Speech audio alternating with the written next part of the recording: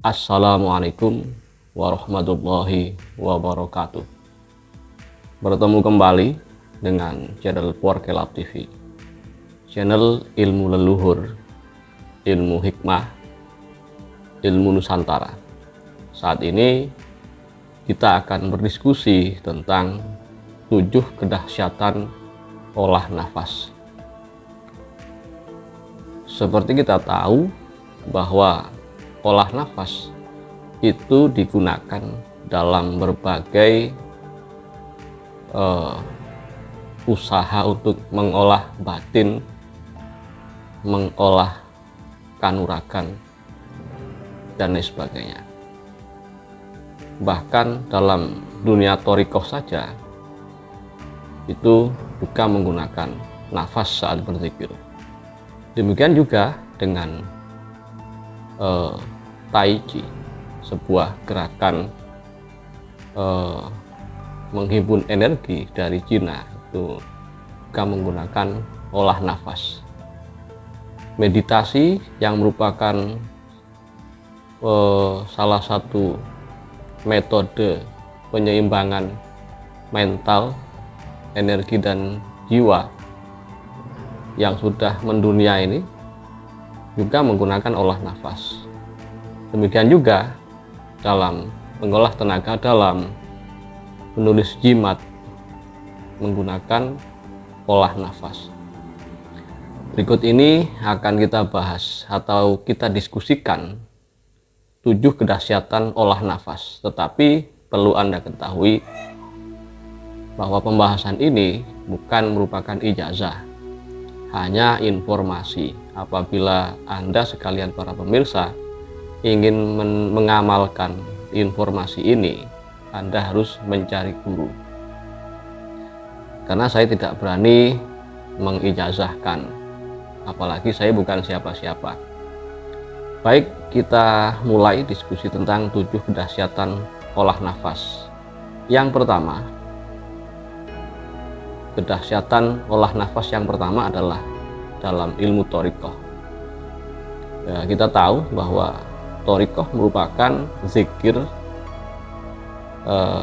yang dibarengi dengan olah nafas, bahkan olah gerak. Salah satu informasi yang saya dapatkan, terutama di dalam zikir thorikoh Qadiriyah Naqsabandiyah, itu ketika menzikirkan la ilaha illallah atau Allah, itu ada metode menarik nafas, kemudian disimpan di pusar, ditarik ke dada, lalu ditarik ke otak, kemudian digemburkan ke dada kiri, 1 jari atau 3 jari di bawah puting, karena di sana merupakan tempat bersemayamnya nafsu. Demikian kira-kira olah nafas yang dilakukan saat berzikir thorikoh, terutama thorikoh Qadiriyah Naqsabandiyah. Kedahsyatan olah nafas yang kedua adalah zikir nafas, yaitu zikir yang dibarengi dengan olah nafas. Salah satunya, ini salah satu ya, bukan masih banyak sebenarnya, adalah dengan cara menekuk lidah ke atas langit-langit mulut. Yang dizikirkan adalah Hu Allah. Hu Allah ini kependekan daripada Huwallah. Hu Allah. Ketika menzikirkan, mengucapkan Hu, nafasnya ditarik, kemudian disimpan di dada atau di perut, kemudian ketika melafalkan Allah, nafasnya dilepaskan. Jadi Hu Allah, dengan terus melipat lidah atau menekuk lidah ke atas. Zikir dengan cara ini, menurut yang saya dengar, yang pertama bisa membuka mata batin. Jadi indera keenam, kalau kita rutinkan zikir dengan Hu Allah dan tarik nafas ini, indera keenam kita bisa aktif, tetapi tentu saja tidak instan. Yang kedua, power kita, energi kita akan dahsyat. Karena saat zikir Allah dengan cara meneguk lidah ini akan masuk energi itu, energi zikir itu masuk melalui oksigen, kemudian oksigen itu membakar darah dan darah itu dialirkan ke seluruh tubuh, yang itu akan menimbulkan energi. Kedahsyatan olah nafas yang ketiga adalah saat meditasi. Jadi meditasi ini merupakan metode universal. Mungkin pertama kali ditemukan oleh orang Hindu ya, umat Hindu. Tetapi bisa juga lebih tua dari itu. Saya yakin para pemirsa tahu meditasi bisa dilakukan salah satunya dengan duduk bersila, dengan tangan begini ya, membentuk lingkaran, atau begini. Jadi tangan kanan ini menampung energi yang dari sini, kemudian tangan yang kiri menampung energi yang dari atas. Secara kita duduk bersila itu, kemudian tarik nafas dengan sangat lembut dari hidung, kemudian disimpan di dada atau di perut, kemudian dibuang secara sangat lembut sekali dari mulut. Jadi sangat lembut, sangat hati-hati membuang dan menarik nafas. Meditasi ini banyak fungsinya. Salah satunya adalah bisa mengumpulkan tenaga dalam, bisa juga digunakan sebagai sarana rogo sukmo.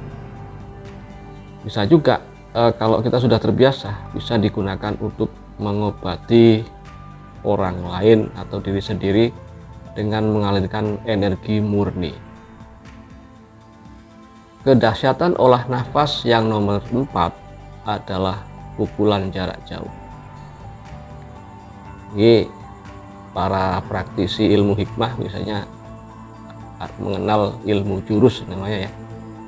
Jadi pukulan jarak jauh dengan olah nafas ini biasanya membaca Asmaul Husna dengan menahan nafas. Yang pernah saya tahu adalah membaca beberapa Asmaul Husna, dan ada juga yang membaca Bismillahirrahmanirrahim la yadurru ma'asmi syai'un fil ardi wala fis samai wa huwas samiul alim. Diamalkan setiap ba'da sholat 7 kali tanpa nafas, dan untuk mahar khotamnya itu menggunakan puasa 3 hari mulai hari Selasa berakhir di Jumat pagi, mulai Kamis sampai Jumat pagi itu pati geni. Sekali lagi ini bukan ijazah, ini hanya informasi. Kalau kita amalkan dengan seperti itu, Asmaul Husna dengan olah nafas, insya Allah akan berfungsi sebagai ilmu lemu sekilan, yaitu sebuah ilmu yang menjadi perantara pemiliknya apabila dipukul oleh seseorang tidak akan kena atau meleset, hanya sekilan atau sejengkal dari kulit si pemilik ilmu ini. Kedahsyatan olah nafas yang nomor 5 adalah ketika menulis jimat.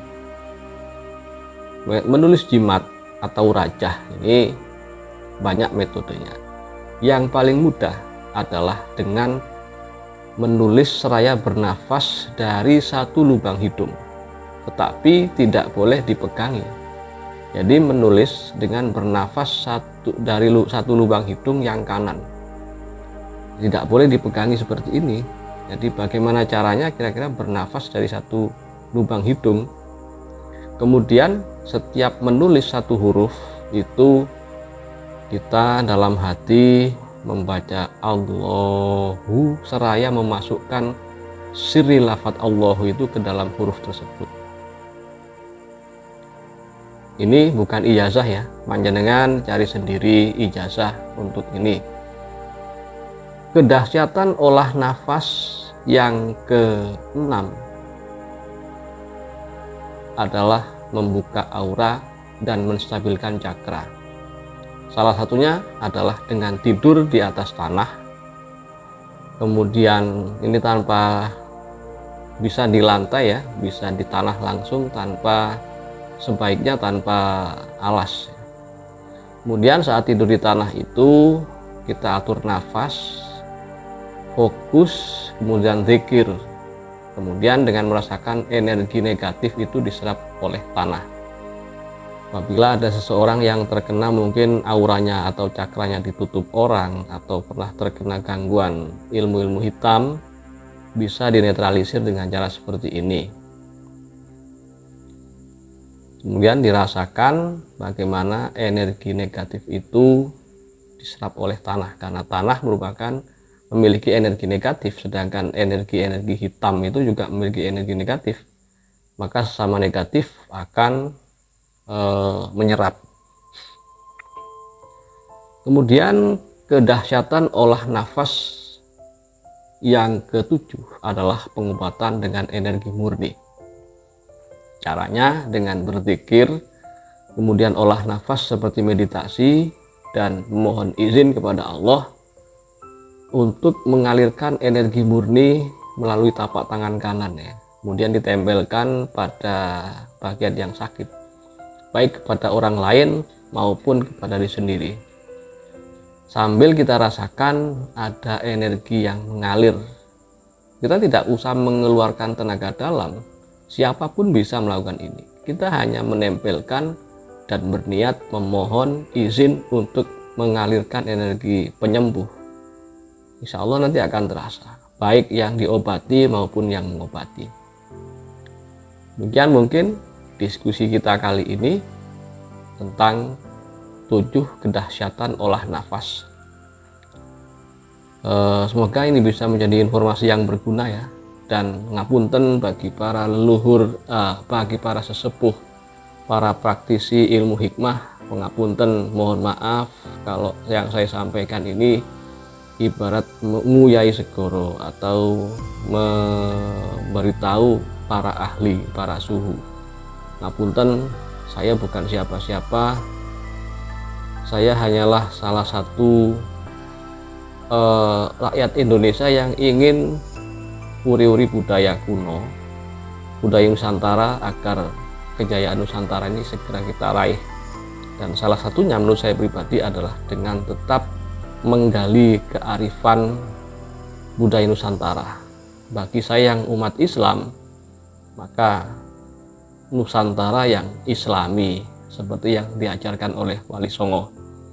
Yang mungkin bagi para sedulur, derek-derek, para pemirsa sekalian, mohon bantuan apabila video ini bermanfaat, di subscribe, tonton sampai habis biar tidak salah paham, dan share di medsos Anda.